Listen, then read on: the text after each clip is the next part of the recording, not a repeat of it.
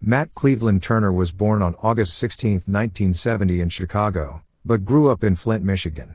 He lived there with his mother Rosa and stepfather Woodell Fletcher. Matt occasionally used the name Donald Montrell. He was outgoing and, because of that, very noticeable. He was visiting several North Side bars, and used to lip sync at one. He enjoyed getting dressed up and liked posing for photos.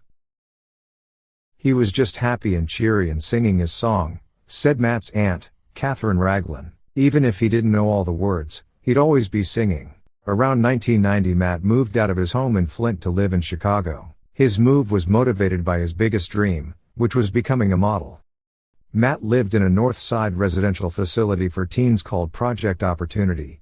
Deborah Hind, executive director of teen living programs, said that Matt came from a troubled family situation and wanted to put his life together. He got a fairly good job and was able to save money, and after Christmas he felt confident that he would be able to go out on his own, Debbie Hind said.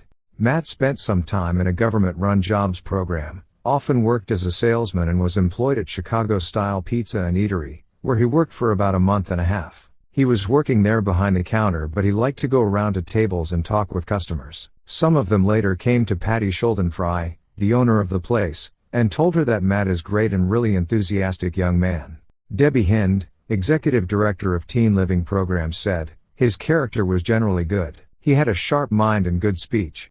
The last time relatives saw Matt was at the end of June, but they said it was not unusual for him to disappear for weeks at a time. He borrowed some money from Patty Schuldenfrei on June 26, which was his day off work, and told her he was trying to deal with some personal problems. Suddenly, he didn't show up for work the next day. One of Matt's cousins, Esther Johnson, said that Matt mentioned something about planning a trip to Milwaukee. In summer 1991, Matt was waiting at a bus station near the Gay Pride Parade in Chicago, which Dahmer attended. He met Matt at the bus station and lured him to his apartment in Milwaukee under the excuse of earning some money for posing to nude photos.